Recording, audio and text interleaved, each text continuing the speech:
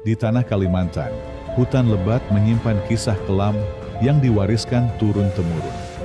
Ada cerita tentang seorang perempuan cantik yang rela mengorbankan segalanya demi kecantikan abadi.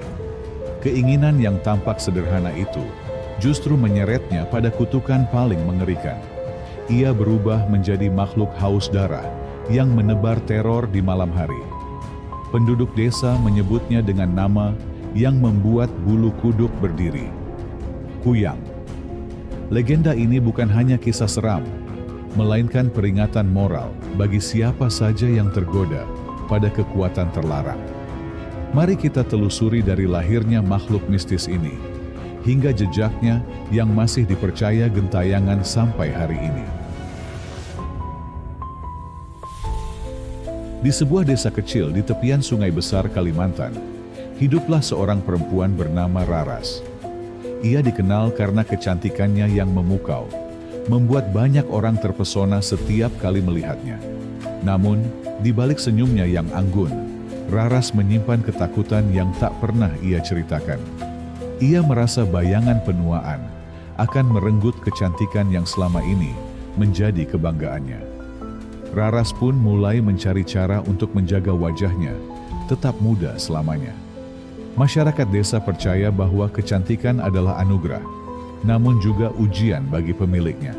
Raras, berbeda dengan kebanyakan wanita, ingin mempertahankan keindahan itu dengan segala cara. Ketika orang lain menerima perubahan usia sebagai takdir, Raras justru menganggapnya musuh.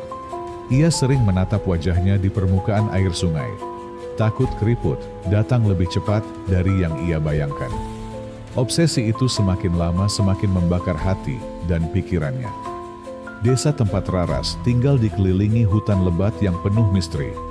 Banyak cerita beredar tentang dukun tua yang menguasai ilmu gaib, tersembunyi jauh di pedalaman. Konon, siapapun yang berhasil menemuinya bisa memperoleh kekuatan luar biasa. Raras mulai tertarik mencari jalan menuju tempat itu, meski banyak yang melarang. Ia merasa hanya ilmu gaib yang mampu menjawab ketakutannya. Perjalanan Raras mencari ilmu itu tidak mudah, karena hutan Kalimantan penuh bahaya. Ia harus melintasi rawa-rawa yang gelap, sungai yang dalam, serta kabut misterius yang menutupi jalan. Namun, tekadnya membuatnya tak mengenal rasa gentar. Di setiap langkah, ia berbisik pada dirinya sendiri bahwa semua ini demi kecantikan abadi. Semakin jauh ia berjalan, semakin kuat pula tekadnya untuk menemukan kebenaran. Raras mulai bertanya-tanya kepada orang tua desa, namun mereka enggan memberi jawaban. Mereka hanya memperingatkan bahwa ada ilmu yang tidak pantas dipelajari manusia. Namun, kata-kata larangan itu justru membuat Raras semakin penasaran. Ia percaya bahwa apa yang disembunyikan orang tua adalah jalan menuju rahasia yang ia inginkan. Seperti orang haus di padang pasir, Raras tak peduli pada bahaya yang menanti. Hari demi hari, obsesi Raras semakin nyata. Ia mulai berdoa bukan kepada Tuhan, melainkan pada kekuatan gaib yang belum dikenalnya. Malam-malamnya dipenuhi mimpi aneh tentang suara yang membisikkan janji keabadian. Kadang ia terbangun dengan keringat dingin, namun rasa takut itu bercampur dengan rasa ingin tahu. Ia merasa semakin dekat dengan sesuatu yang besar dan berbahaya. Akhirnya, Raras mendengar kabar tentang seorang dukun tua yang tinggal jauh di hulu sungai. Konon, dukun itu mampu mengubah wajah Renta menjadi muda kembali. Meskipun kabar itu terdengar seperti dongeng, bagi Raras itu adalah jawaban yang ditunggu. Ia pun bersiap memulai perjalanan panjang menuju tempat dukun tersebut. Langkahnya mantap, meski hatinya dipenuhi bayangan gelap. Malam sebelum berangkat, Raras duduk di tepi sungai sambil menatap bulan purnama. Air sungai memantulkan wajahnya yang masih muda, namun ia merasa itu tak akan bertahan lama. Ia berjanji pada dirinya sendiri, apapun yang terjadi, ia akan mendapatkan ilmu itu. Bahkan jika harus mengorbankan jiwanya, ia rela demi kecantikan abadi. Janji itu menjadi awal dari malapetaka besar yang menunggu di depan. Perjalanan Raras menuju hulu sungai berlangsung berhari-hari. Ia melewati hutan rimba yang sunyi, ditemani suara burung malam dan serangga. Semakin jauh ia masuk, semakin terasa hawa aneh yang menyelimuti. Udara menjadi dingin, meski matahari masih bersinar. Ia tahu dirinya semakin dekat dengan sesuatu yang tak biasa. Akhirnya, ia tiba di sebuah gubuk tua di tepi hutan. Di sana, seorang pria renta dengan mata tajam menyambutnya. Ia adalah dukun tua yang selama ini hanya terdengar dalam cerita rakyat. Raras segera memohon diajarkan ilmu keabadian dan kecantikan. Namun, dukun itu hanya tertawa kecil, seakan sudah tahu apa yang ia inginkan. Dukun itu memperingatkan bahwa ilmu ini bukan untuk manusia biasa. Ada harga yang harus dibayar, yaitu kehilangan sebagian dari kemanusiaan. Namun, Raras justru tersenyum tanpa ragu. Baginya, harga itu sepadan dengan apa yang akan ia dapatkan. Keputusan sudah bulat, ia tak akan mundur. Hari-hari Raras berubah menjadi rangkaian ritual yang berat. Ia berpuasa di hutan, hanya minum air sungai untuk bertahan. Ia membaca mantra kuno yang dipimpin oleh sang dukun. Tubuhnya melemah, namun wajahnya justru semakin bercahaya. Seolah-olah kekuatan gaib mulai meresap dalam dirinya. Setelah berminggu-minggu, tanda-tanda perubahan mulai muncul. Raras jarang merasa lelah, meski bekerja keras. Matanya memancarkan sinar yang berbeda, membuat orang terpesona. Namun, ada sesuatu yang aneh pada dirinya. Ia mulai kehilangan rasa belas kasih. Darah dan penderitaan orang lain tak lagi membuatnya peduli. Dukun itu mengingatkan kembali, jalan yang ia tempuh tidak bisa kembali. Ia akan selalu bergantung pada kekuatan gaib yang kelak menuntut tumbal. Namun, Raras sudah tidak lagi mendengar nasihat itu. Yang ada dalam pikirannya hanyalah wajah muda yang tak akan pernah pudar. Obsesi itu membutakan hatinya dari rasa takut. Dalam sebuah ritual malam, Raras diminta meneteskan darahnya sendiri ke dalam mangkuk tanah.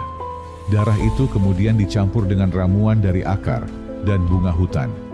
Ia meminumnya tanpa ragu, meski rasanya pahit dan membuat perutnya terbakar. Tubuhnya gemetar, namun ia merasa kekuatan baru mengalir deras.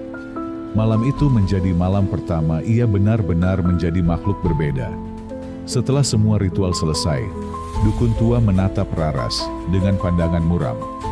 Ia tahu perempuan itu telah menyeberangi batas yang tak bisa dipulihkan. "Mulai sekarang, kau bukan lagi manusia biasa," katanya pelan. Raras hanya tersenyum, merasa dirinya baru saja memenangkan kehidupan. Ia tidak tahu bahwa kemenangan itu adalah awal dari kutukan panjang yang menakutkan. Beberapa malam setelah ritual terakhir, Raras merasakan keganjilan pada tubuhnya. Ia sering terbangun dengan rasa haus yang tak bisa dijelaskan. Air dan makanan biasa tidak bisa memuaskan dahaganya. Ada dorongan kuat yang membuatnya gelisah setiap malam. Ia merasa tubuhnya menuntut sesuatu yang belum pernah ia bayangkan.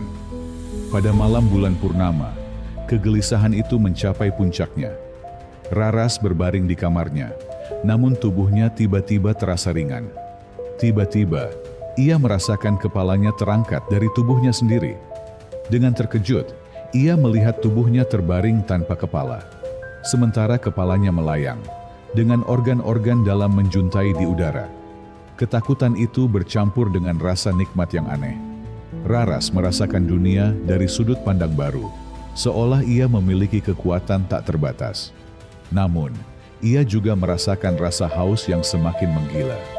Ia mendengar detak jantung hewan di sekitar rumahnya. Tanpa sadar, ia terbang ke arah suara itu. Seekor ayam yang sedang tidur menjadi korbannya yang pertama. Dengan cepat, ia menyerang, menghisap darahnya hingga habis. Tubuh ayam itu tergeletak kaku tanpa suara. Raras merasakan kekuatan yang mengalir deras setelah darah itu masuk ke tubuhnya. Ia merasa seolah dunia kini berada dalam genggamannya. Namun, kebahagiaan itu segera bercampur dengan rasa takut. Ia melihat bayangan dirinya di permukaan air sungai. Wajahnya masih cantik, namun kini berubah liar dengan darah di bibirnya. Organ-organ yang menggantung di bawah kepalanya membuatnya jijik sekaligus ngeri. Untuk pertama kali, ia menyadari bahwa ia tidak lagi manusia seutuhnya.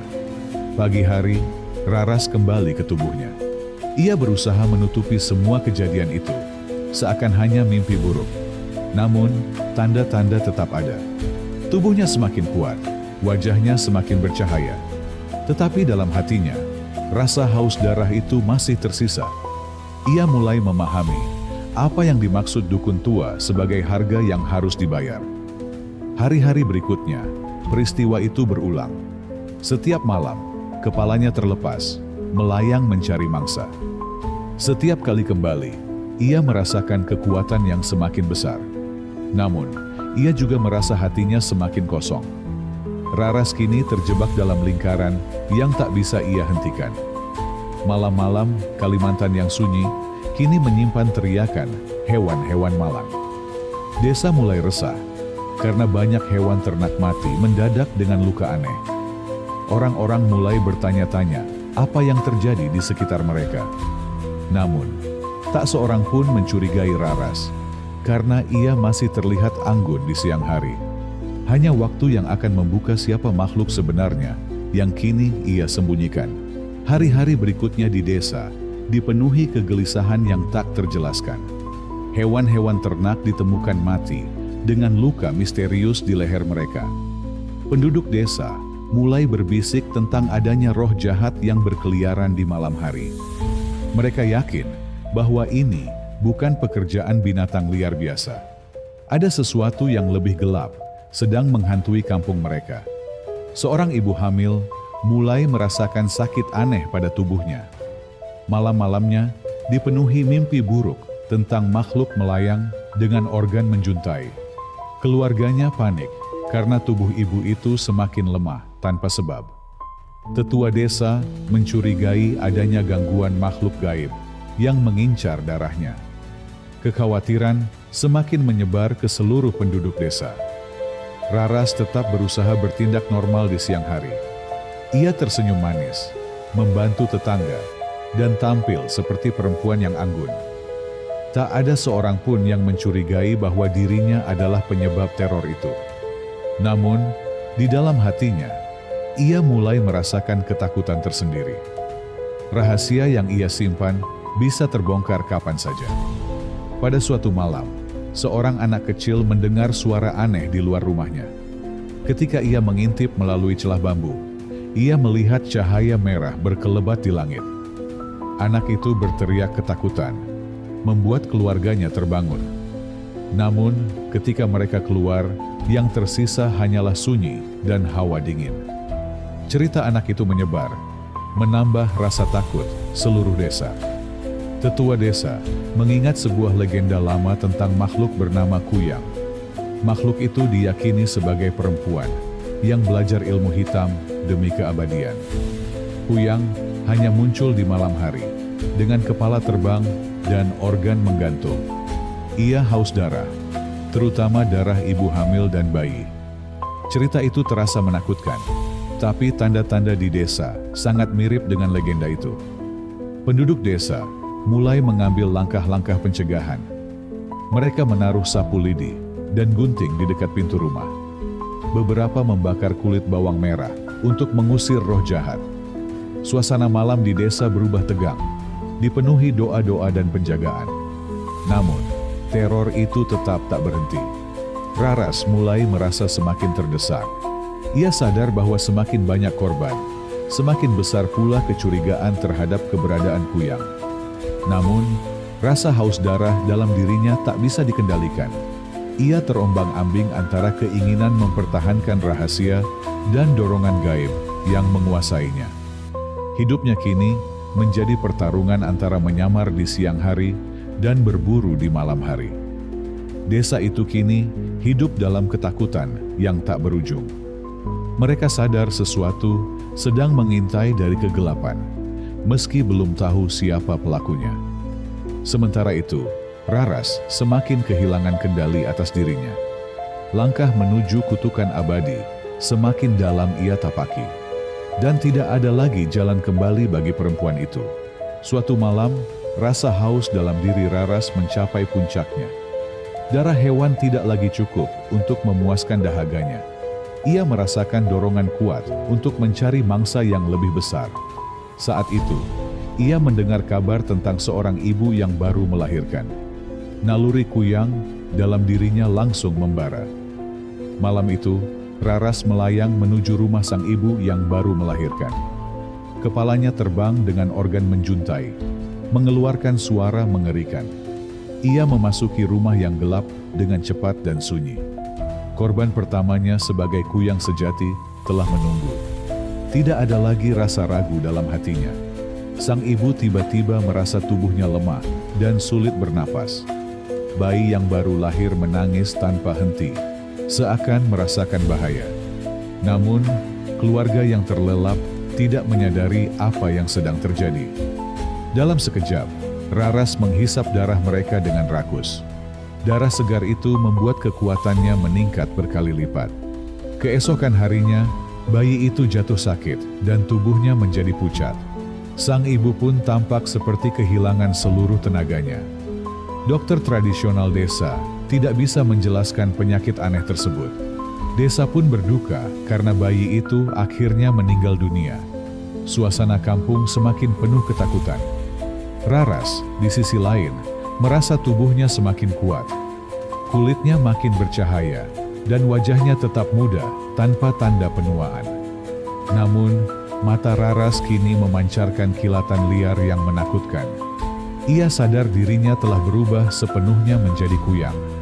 Tidak ada lagi garis yang memisahkannya dari makhluk gaib. Desa mulai mengaitkan kematian bayi dengan legenda kuyang.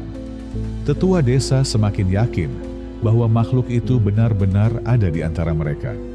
Mereka mulai memasang lebih banyak penangkal di rumah-rumah. Doa-doa dipanjatkan setiap malam untuk melindungi para ibu hamil. Namun, rasa takut itu justru membuat suasana semakin mencekam. Raras mulai merasa terasing dari manusia. Ia tidak bisa lagi hidup normal seperti sebelumnya. Meskipun tubuhnya cantik, jiwanya kini haus darah dan kebencian. Ia bersembunyi di balik senyum palsu di siang hari. Namun malam selalu menyeretnya kembali ke jalan kegelapan. Kematian bayi itu menjadi awal dari teror besar di desa.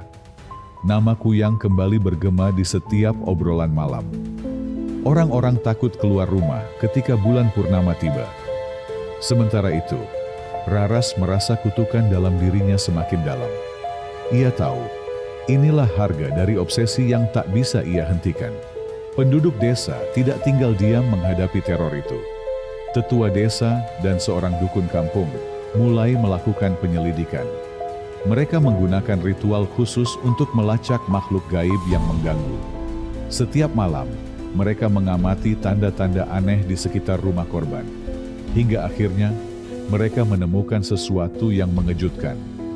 Pada suatu malam, dukun desa melihat cahaya merah di langit. Ia mengikuti cahaya itu hingga ke rumah Raras. Ketika masuk, ia menemukan tubuh Raras tergeletak tanpa kepala. Tubuh itu diam, seakan menunggu kepala untuk kembali.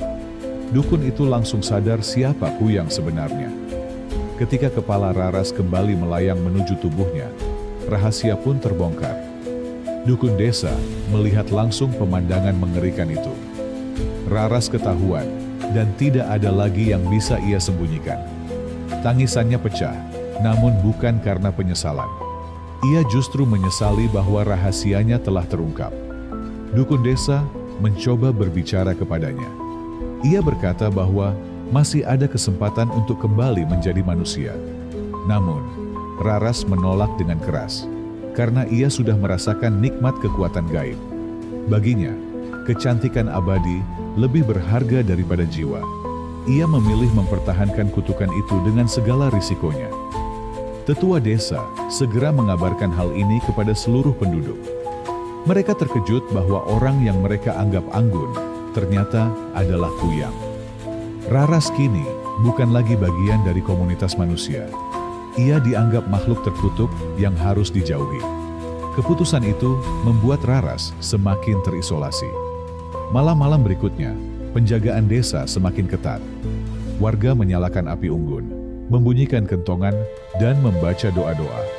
Namun Raras tetap mencoba menyerang, meski selalu gagal. Dukun desa melawannya dengan mantra-mantra penangkal. Pertarungan gaib pun dimulai, memperlihatkan betapa kuatnya kutukan yang ia bawa. Raras semakin marah dan kehilangan kendali.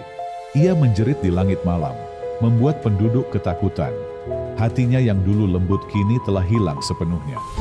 Kuyang dalam dirinya mengambil alih segalanya. Kini ia benar-benar menjadi makhluk haus darah tanpa belas kasihan.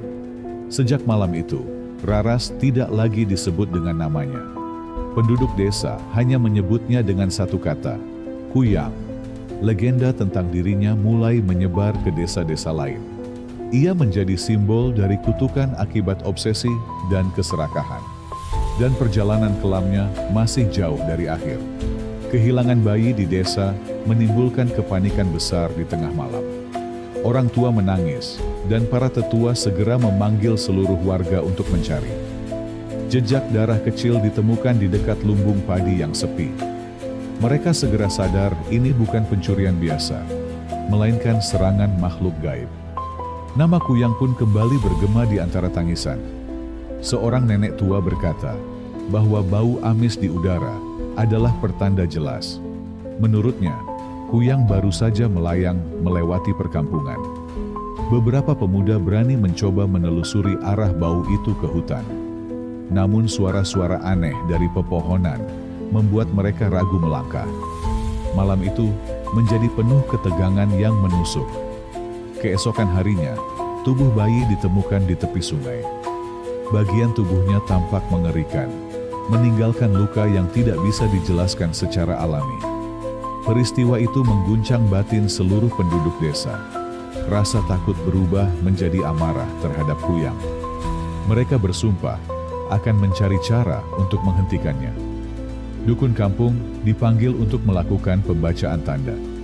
Ia menyalakan dupa dan membacakan mantra kuno. Asap membentuk bayangan kepala perempuan melayang di udara. Semua orang terkejut sekaligus yakin bahwa pelakunya adalah Kuyang. Dari sinilah rencana pemburuan mulai disusun dengan serius.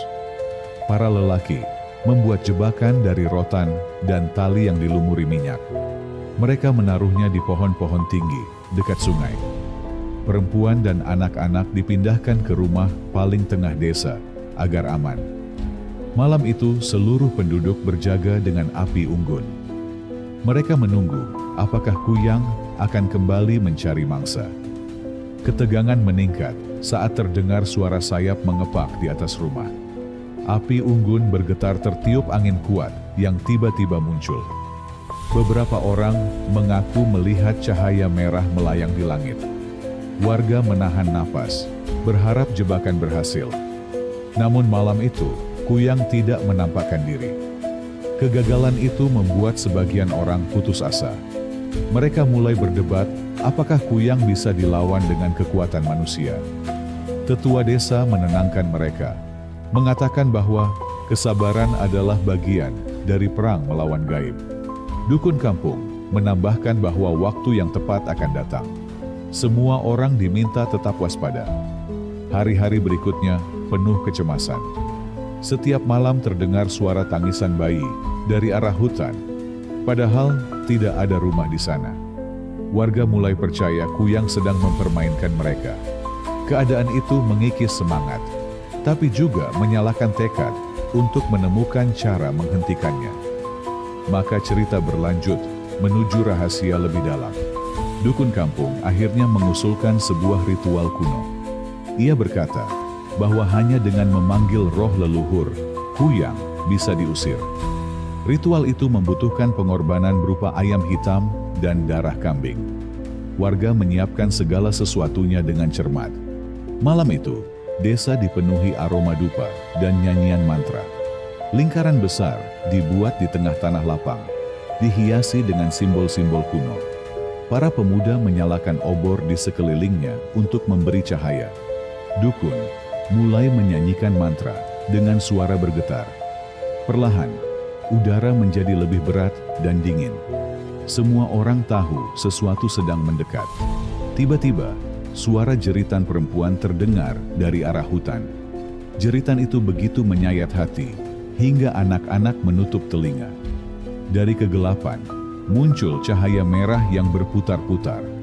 Warga menahan napas, menyaksikan kepala dengan organ menggantung melayang ke arah lingkaran. Kuyang telah datang. Dukun mengangkat tangannya tinggi, menyeru roh leluhur untuk turun membantu. Api obor berkobar lebih besar, seakan tersentuh angin gaib. Kuyang berteriak keras, berusaha keluar dari lingkaran cahaya. Namun setiap kali mendekati tepi, tubuhnya memantul seolah terbakar. Pertempuran energi tak kasat mata berlangsung sengit. Beberapa pemuda mulai ketakutan dan hampir lari. Tetua desa berteriak agar mereka tetap bertahan. Semua orang tahu, jika ritual gagal, Kuyang akan semakin ganas. Dukun terus membaca mantra dengan suara lebih lantang. Kuyang melayang-layang, suaranya berubah menjadi ratapan memilukan. Akhirnya, dukun menghunus keris pusaka yang dibalut kain putih. Ia mengarahkannya ke langit, memantulkan cahaya bulan. Saat itu, Kuyang berteriak lebih keras, dan tubuhnya bergetar hebat. Organ-organ dalamnya berkilau, lalu meledak menjadi percikan cahaya. Warga menutup mata, karena silau mendadak yang muncul. Ketika cahaya meredup, Kuyang sudah tidak terlihat lagi. Udara kembali tenang, hanya tersisa bau menyengat terbakar. Semua orang bersorak, mengira Kuyang telah musnah. Namun dukun berkata dengan wajah muram, bahwa itu hanya pengusiran, bukan pemusnahan. Kuyang masih ada, hanya terhalang masuk untuk sementara. Warga lega, namun tetap cemas. Mereka sadar Kuyang bisa kembali kapan saja. Ritual hanya memberi waktu untuk bersiap lebih baik. Dukun mengingatkan, agar setiap rumah selalu berjaga dengan doa dan perlindungan. Kisah Kuyang belum berakhir, hanya tertunda untuk sementara. Tahun-tahun berlalu sejak ritual itu dilakukan. Warga desa mulai hidup lebih tenang. Namun cerita tentang Kuyang tidak pernah hilang dari ingatan. Setiap generasi diberitahu kisah itu agar tetap waspada. Kuyang menjadi legenda hidup di Kalimantan. Ibu-ibu hamil masih dijaga dengan doa dan ramuan tradisional. Di pintu rumah, orang menggantung bawang merah dan sapu lidi. Anak-anak dilarang bermain jauh saat senja. Semua aturan itu lahir dari pengalaman pahit melawan Kuyang. Tradisi menjadi tameng, sekaligus pengingat. Banyak orang percaya Kuyang masih berkeliaran di hutan Kalimantan. Sesekali terdengar laporan tentang suara bayi menangis di malam hari. Ada juga yang mengaku melihat cahaya merah melayang di langit. Walau bukti nyata tak pernah ada, keyakinan tetap bertahan. Kuyang hidup dalam ketakutan kolektif masyarakat. Sejarawan lokal menafsirkan kisah Kuyang sebagai simbol. Ia melambangkan bahaya tamak dan penyalahgunaan ilmu. Juga mewakili ketakutan terhadap kematian ibu dan bayi di masa lalu. Dengan begitu, Kuyang menjadi peringatan moral. Mitos dan kenyataan bercampur jadi satu. Beberapa orang tua berbisik bahwa Kuyang bisa jadi masih ada di antara manusia. Mereka percaya ada perempuan yang mewarisi ilmu terlarang itu. Siang hari tampak biasa, malam hari berubah menakutkan. Cerita itu terus membuat bulu kuduk berdiri. Masyarakat pun hidup dengan kewaspadaan. Walau ilmu modern berkembang, kisah Kuyang tetap bertahan. Bahkan di kota besar, orang masih menyebut namanya dengan takut. Film, cerita, dan legenda lisan menjaga ingatan tetap hidup. Kuyang menjadi bagian dari identitas budaya Kalimantan. Sebuah mitos yang tidak mudah dilupakan. Anak-anak tumbuh dengan cerita Kuyang sebagai dongeng peringatan. Mereka diajarkan untuk tidak keluar rumah saat malam. Kisah ini berfungsi menjaga mereka dari bahaya nyata maupun gaib. Ketakutan menjadi pelindung tak kasat mata. Dengan begitu, Kuyang tetap hidup dalam hati setiap orang. Akhirnya, kisah Kuyang bukan sekadar tentang makhluk mengerikan. Ia adalah warisan sejarah lisan, cermin dari masa lalu yang penuh misteri. Ceritanya mengingatkan manusia tentang batas antara ilmu dan keserakahan. Kuyang mungkin nyata, mungkin hanya legenda, namun jejaknya tak pernah hilang dari Kalimantan.